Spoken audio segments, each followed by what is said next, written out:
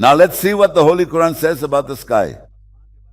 The first verse you have will be Al-Hijr 15. It's 87th verse. وَلَقَدْ آتَيْنَاكَ سَبْعًا مِنَ الْمَثَانِي وَالْقُرْآنَ الْعَظِيمِ.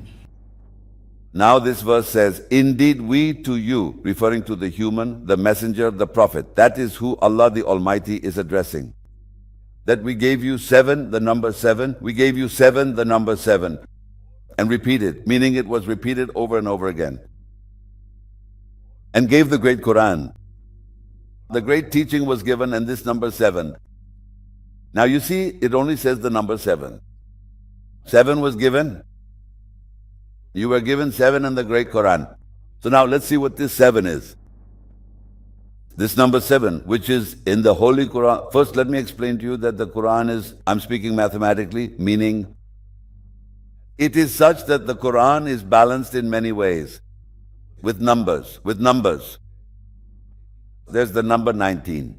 Then if world appears a certain number of times, then hereafter will appear the same number of times. If hypocrite or disbeliever appears, so does thankfulness. If paradise is mentioned, so is hell. And with those Arabic words, they create a balance. The Quran is very balanced with numbers. Anyway, I wanted to say that this number 7 is also mentioned in the Quran. So we will look at this 7, and I'm telling you that this number 7 appeared 7 times for the 7 skies. Should I repeat?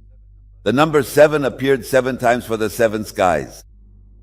When the Quran mentions the 7 skies in the entire Quran, it appears 7 times. 7 times. So one thing we learned is this number 7 that Allah is talking about in the Holy Quran, 7 and repeated. So the 7 numbers, the number 7, it came with the 7 skies, it came with the 7 skies. You understood what I said, right? Okay, now look, I'm giving a reference to a verse. You can note it down. Al-Kahf 18:22. In it, there is a mention of the companions of the cave. It says there were 7 of them, and the 8th was their dog. So the number 7 appeared again. We are talking about the number where this 7 appears in the Quran. So 7 were the companions of the cave, and the 8th was their dog. So this number 7 appeared again. So now if you count the verses, that's 2 verses where the number 7 has appeared. That's 2 verses where the number 7 has appeared, okay? Then Al-Baqarah 2:261. Those who give charity in the way of Allah, its increase is like a grain with 7 ears, and in each ear 100 grains. I'm not reading the entire verse, just to show that in the 3rd verse, the number 7 appeared again with 7 ears of corn. With 7 ears of corn, the number 7 has appeared again. This is the 3rd verse. This was the 3rd verse, remember that. Al-Haqqa 69:7. Allah inflicted upon them a punishment of 7 nights and 8 days. Then 7 appeared again. This is the 4th verse. Here I want to make a small point that for 7 nights and 8 days, a punishment was inflicted upon them. Now tell me, who travels abroad the most? We go sometimes, not a lot. Yes, you, I'm asking you. You, yes, very good. Let's say there's such a person. So if I make a booking for 7 days, if I say I'll book for a week, then there will be 7 nights and it will be the 8th day. Do you get it? So the Quran, see how Allah Ta'ala has clarified that 7. Now if I say I need to book for a week, sir, they will have you for 7 nights, and on the 8th day, they'll ask you to leave. So here too it is written, the punishment that came was for 7 nights and the 8th day, and 8. So this isn't just randomly given, 7 and 8. It's a proper calculation, because a person who travels knows that 7 days and the 8th, that was the day of punishment. So you spend 7 nights in a hotel somewhere. This is what I wanted to explain. Okay, which verse was this? The 4th verse in which the number 7 appeared. Then Surah Al-Hijr, the 15th Surah Al-Hijr, and the 44th verse. Here Allah Ta'ala is telling us there are 7 gates of hell. We are not discussing hell, meaning the 7 gates of hell. Which verse was this? The 5th. Now comes Al-Baqarah 2:196. In this, it is said that those who go for Hajj and there for the sacrifice, if they cannot find a goat or anything similar, then they will fast for 3 days there and 7 fasts after returning to their own country or their own region. So this number 7 has appeared again. We are only discussing the number 7. And the verse, what is written in the verse, we are not discussing. We are just seeing that the number 7 has appeared again. So how many 7s are there now? 6. 6. And in Fatiha, are there not 7 chapters, verses? Tell me that. What I had to tell you was that in 6 places, the digit 7 has appeared. The 7th one is what mainstream Muslims have made of Surah Fatiha, that it is recited in every prayer. It is also repeated.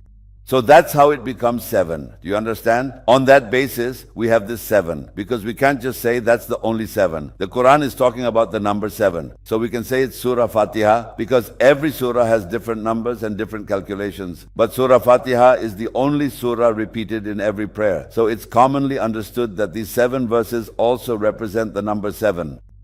That's how they become 7. Did you get it? Now what happened is, these are clearly written in the Holy Quran, the number 7 and 7. Now in the world, what has been inculcated from the number 7? In it, we circle the Kaaba 7 times. Now it's not written there to make 7 rounds. But Allah Almighty has made it a sunnah of Allah to make 7 rounds there, which completes 1 tawaf. That's how it is understood. Do you understand? So we make 7 rounds of the Kaaba, that is also 7. Between Safa and Marwa, we also perform 7 sa'i, that is also 7. And during the ritual of Hajj at the Jamarat, we throw 7 pebbles at each pillar, that is also 7. This thing that happens, the rainbow, have you seen the rainbow that appears? That also has 7. There are also 7 days in a week. And the phases of the moon, they are also 7. And this music, it also has 7 notes. They are called 7 tones. And in the Hindu religion, there is something called an aura. A person has an aura. So with that, it's called an aura, A-U-R-A, aura. That also has 7. And from that first aura, you go up and down 7 levels. And when you reach the 7th, you will achieve nirvana. You have gone and merged with the essence of God, this religion. That also has 7. That's what I'm trying to say. Then we have 7 cervical vertebrae in mammals, these bones in the back, in humans, in giraffes, in whales, in gorillas. That is also 7. Now, a person can keep searching the world for what else is 7. We have told you, in the Quran, verses have appeared 7 times, 6 of which are verses that define the number 7. So what was the ultimate result? 7 heavens appeared 7 times in the Quran. That's one thing. In 6 verses, the number 7 is a digit. The digit 7 appears. The 7th is Surah Fatiha because Surah Fatiha is recited in every prayer. And it is in the form of a prayer, so it has 7 verses in it. Within it, the Bismillah is the first verse. In other chapters, that verse is written at the top. So in Surah Fatiha, the Bismillah is the first verse. From that point of view, there are 7 verses in Surah Fatiha.